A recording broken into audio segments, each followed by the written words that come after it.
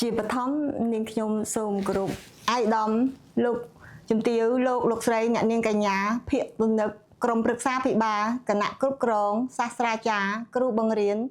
បុគ្គលិកនិស្សិតអាណាព្យាបាលនិស្សិតដៃគូសហការសាធារណជននិងអ្នកពាក់ព័ន្ធទាំងអស់នៃសាកលវិទ្យាល័យពាណិជ្ជសាស្ត្រអេស៊ីដាជាទីគោរពនិងជាទីមេត្រីក្នុងនាមតំណាងភិកហ៊ុននឹកនិងជាសមាជិកក្រុមប្រឹក្សាភិបាលនៃសាកលវិទ្យាល័យពាណិជ្ជសាស្ត្រអេស៊ីលីដាខ្ញុំមានកិត្តិយសសេចក្តីរីករាយនិងសោមនស្សយ៉ាងក្រៃលែងសូមចូលរួមអបអរសាទរការប្រារព្ធខួបគម្រប់10ឆ្នាំរបស់សាកលវិទ្យាល័យពាណិជ្ជសាស្ត្រអេស៊ីលីដា AUB ព្រមទាំងសូមចូលរួមអបអរសាទរកោតសរសើរនឹងការវាយតម្លៃខ្ពស់ចំពោះសមិទ្ធផលវឌ្ឍនភាពនិងជោគជ័យសម្រេចបានជាបន្តបន្ទាប់យ៉ាងច្រើនគួរឲ្យកត់សម្គាល់និងជាទីមោទនៈតាមរយៈភាពជាដៃគូនិងការសហការជាមួយដៃគូភាគីតួអង្គពាក់ព័ន្ធទាំងអស់និងដោយមានការបន្តជំរុញលើកទឹកចិត្តនិងការផ្ដល់ការគាំទ្រពីរាជរដ្ឋាភិបាលក្រសួងស្ថាប័ននិងអាជ្ញាធរពាក់ព័ន្ធខ្ញុំសូមសម្ដែងនៅការវាយតម្លៃខ្ពស់និងការថ្លែងអំណរគុណយ៉ាងច្រើន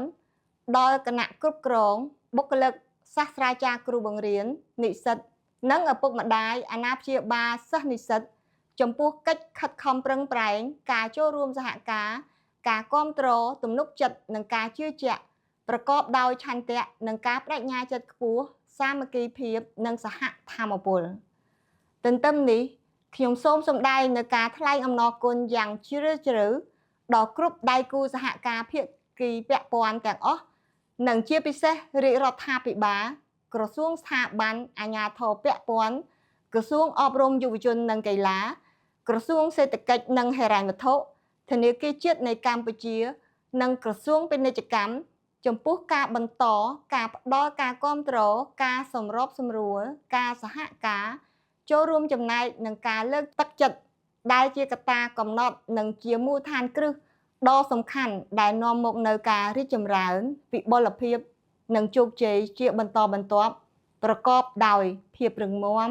ភាពធន់និងចីរភាពរបស់សាកលវិទ្យាល័យពាណិជ្ជសាស្ត្រអេស៊ីលីដាក្នុងរយៈពេល10ឆ្នាំកន្លងមកនេះសាកលវិទ្យាល័យពាណិជ្ជសាស្ត្រអេស៊ីលីដា AUB ពិតជាបានបង្ហាញឲ្យឃើញពីភាពរីកចម្រើនគួរឲ្យកោតសរសើរក្នុងការបណ្ដុះបណ្ដាលធនធានមនុស្សប្រកបដោយចំណេះដឹងជំនាញវិជ្ជាជីវៈនិងក្រមសីលធម៌ខ្ពស់បំផុតជោគជ័យនិងសមិទ្ធផលទាំងនេះពិតជាបាននឹងកំពុងឆ្លើយតបនឹងការចូលរួមចំណែកយ៉ាងសកម្មនិងប្រកបដោយប្រសិទ្ធភាពខ្ពស់ជាមួយរាជរដ្ឋាភិបាលកម្ពុជានិងការកសាងសមត្ថភាពព្រមទាំងការអភិវឌ្ឍមូលធនមនុស្សឲ្យស្របទៅតាមចក្ខុវិស័យយុទ្ធសាស្ត្រគោលនយោបាយនិងអតិភិបគន្លឹះរបស់រាជរដ្ឋាភិបាលកម្ពុជាជាពិសេសយុទ្ធសាស្ត្រអភិវឌ្ឍជាតិយុទ្ធសាស្ត្រចតុកោណទាំង4ដំណាក់កាលនិងយុទ្ធសាស្ត្របញ្ចកោណដំណាក់កាលទី1ខ្ញុំពិតជាមានមោទនភាពយ៉ាងក្រៃលែងចំពោះជោគជ័យសមិទ្ធផលការបញ្ញាចិត្តនិងការខិតខំប្រឹងប្រែងរបស់ថ្នាក់ដឹកនាំគណៈគ្រប់គ្រងនិងបុគ្គលិកគ្រប់លំដាប់ថ្នាក់របស់សាកលវិទ្យាល័យពាណិជ្ជសាស្ត្រអេស៊ីដាក្នុងភាពជាដៃគូជាមួយអ្នកពាក់ព័ន្ធទាំងអស់ដែលបានប្រែក្លាយសាកលវិទ្យាល័យនេះឲ្យទៅជាគ្រឹះស្ថានឧត្តមសិក្សាដ៏មានកិត្យានុភាពប្រកបដោយជោគជ័យប្រកបដោយគុណភាពនិងការទទួលស្គាល់គុណភាពអប់រំឧត្តមសិក្សាការបណ្ដុះបណ្ដាលវិជ្ជាជីវៈវិន័យនិងក្រមសីលធម៌ខ្ពស់ក្នុងឱកាសដ៏មានបតិសោមនស្សរីករាយនិងប្រកបដោយអត្ថន័យដ៏ជ្រាលជ្រៅនេះខ្ញុំសូមគោរពជូនពរឯកឧត្តមលោកជំទាវលោកស្រីអ្នកនាងកញ្ញាជាភាហ៊ុននឹកក្រុមប្រឹក្សាភិបាលគណៈគ្រប់គ្រងសាស្ត្រាចារ្យគ្រូបង្រៀនបុគ្គលិកនិយោជិតអាណាព្យាបាលនិស្សិតដៃគូសហការសាធារណជននិងអ្នកពាក់ព័ន្ធទាំងអស់សូមជានិច្ចកាលបានប្រកបដោយពុទ្ធពរនិងពរទាំងឡាយ5ប្រការគឺអាយុវណ្ណៈសុខៈនិងបដិភានៈព្រមទាំងសុខភាពល្អបរិបូរណ៍សេចក្តីចម្រើនរុងរឿង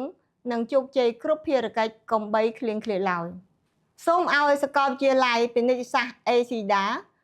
បន្តទទួលបានជោគជ័យនិងរីកចម្រើនយ៉ាងធំធេងបន្ថែមទៀត